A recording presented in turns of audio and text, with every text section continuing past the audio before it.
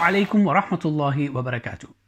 The 2022 FIFA World Cup in Qatar hasn't even started, yet even Muslims that follow footballs are fed up of hearing news about the World Cup.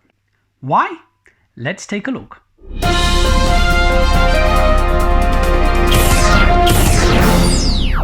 The coverage of the World Cup news so far has been that Qatar is homophobic, Qatar doesn't like freedom, Qatar doesn't like alcohol, Qatar doesn't respect human rights, and Qatar is intolerant. In short, the news is telling us that Qatar doesn't believe in what we believe in and we don't like it, and we will not be happy until they believe in what we believe. Firstly, when the news tells us that Qatar doesn't like this or that, Muslims are not that easily fooled. It's not Qatar that they are addressing, they are addressing Islam. The Qatari rulers neither rule by Islam or live by Islam. However, the people that live in those lands are Muslims and they do believe in Islam. The Qatari rulers were not practicing Islam when they were giving out millions of dollars worth of bribes to FIFA officials and other officials in order to land the World Cup in Qatar. Sepp Blatter, the head of FIFA, who is accused of receiving huge amounts of bribes, when he was taking that money, alcohol, homophobia, human rights, political views, none of that was a problem then. The Qatari rulers were not practicing Islam when they were investing billions of dollars that doesn't really belong to them in the capitalist economies in the West. And for sure the Qatari rulers were not practicing Islam when they welcomed the American Navy to have their headquarters in Qatar, whilst they brought a Karbala to Iraq and brought death and destruction to millions of Muslims in Iraq. So it is not Qatar that is being attacked. Islam is being attacked. The rulers in that region have spent billions of dollars on a vanity project that will only further secularize the Muslims in that region. If the Qatari rulers had an ounce of sincerity in them, then those countries and those teams that oppose Islamic values, they would stop them from coming to the World Cup. But it's no secret that the rulers in Qatar, just like the rulers in Dubai and just like the rulers in Najd, are building bridges with the West, whom they have more in common with in order to secure their thrones, against the Muslim Ummah, with whom they have very little in common with. So these attacks in the media are not against Qatar, and we are not fooled by that. These are attacks against Islam and against Muslims. The Qatari rulers have more in common with the West than they do with Islam. The Qatari rulers have more property in London than they do in their own land. So this is not an attack by the West against Qatar, this is an attack against Islam and the Muslims.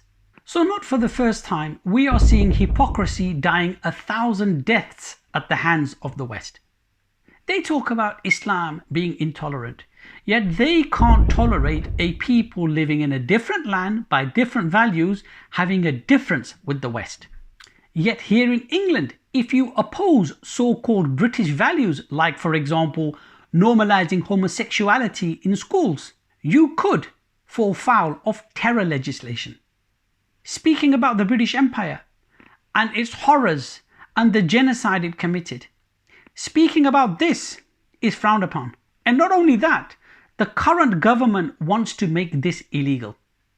And Harry Kane, the English footballer, he now wants to go to another country and tell them what he thinks about their values. Yet here in Britain, anybody disrespecting British values is stopped from coming into Britain and labelled a hate preacher. And this has happened on many occasions. And Britain is so intolerant of other people having other views that they use the force of law and the might of legislation in order to indoctrinate children from different cultures into accepting their views and their values on morality and ethics. In contrast to this, non-Muslims living in an Islamic state, they are not forced to accept Islamic values and neither are they forced to abandon their religion. So who is it that is actually intolerant? And what about when they say no politics in sport? Here again we see hypocrisy dying 1,000 deaths. In the 1968 Olympics, when Smith and Carlos, two American black sportsmen, raised their fists in support of the civil rights movement in America, when they did this, the head of the OIC objected to this. They were expelled from the American team. And when they returned back to America, they and their families faced death threats. Why? Because we don't mix politics and sport. 50 years later, when American sportsmen want to take the knee in support of black rights in America, again they're faced with the same mantra: no politics in sport. When football supporters show solidarity with Palestine and wave a flag in support of Palestine, they are sanctioned for doing that, and the clubs can be fined if their supporters do that. Why? Because there's no politics in sports. However, these same rules don't seem to apply to the West when it comes to Ukraine, when it comes to the Zionist state, when it comes to LGBT rights, when it comes to Poppy. Then the mantra of politics in sports is suspended. Then it doesn't apply. In 1990, when England sent a cricket team to South Africa, whilst there was an international ban on people taking part in sports in South Africa, the defense that they put up was, there's no politics in sport. So it seems that this mantra only applies when they say it applies, and it doesn't apply when they say it doesn't apply. So maybe this is what they mean by British values. So on top of the raves and the Halloween parties that we recently witnessed in the Middle East, the Qatari rulers have given an international platform for the West to come and ridicule and mock and insult Islam. So the values and principles that they claim to believe in, like no politics in sports, only apply when they say so. And when they talk about intolerance, it only seems to apply when they say so. So this is why Islamic values are superior to man-made values. Islamic values are not flip-flop values, values that apply in some arbitrary circumstance and not in some other arbitrary circumstance. Islamic values stand the test of time because they are divinely revealed and not made by men.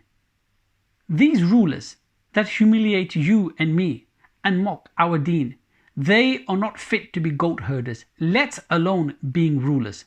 So it is we who are the final ummah who need to re-establish Islam and retake the responsibility of becoming the caretakers of this world by establishing the Khilafah to show the rest of the world, the East and the West, what justice really is and what it means to live by principles.